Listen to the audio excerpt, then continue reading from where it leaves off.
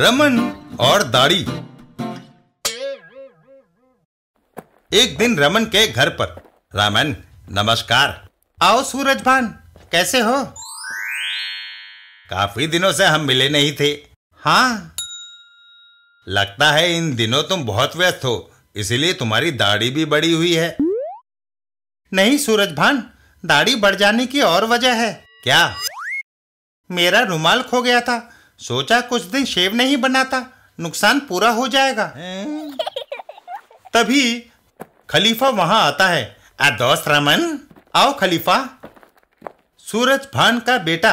बापू, खलीफा uncle की दाढ़ी Raman uncle की दाढ़ी से ज्यादा बड़ी हुई है।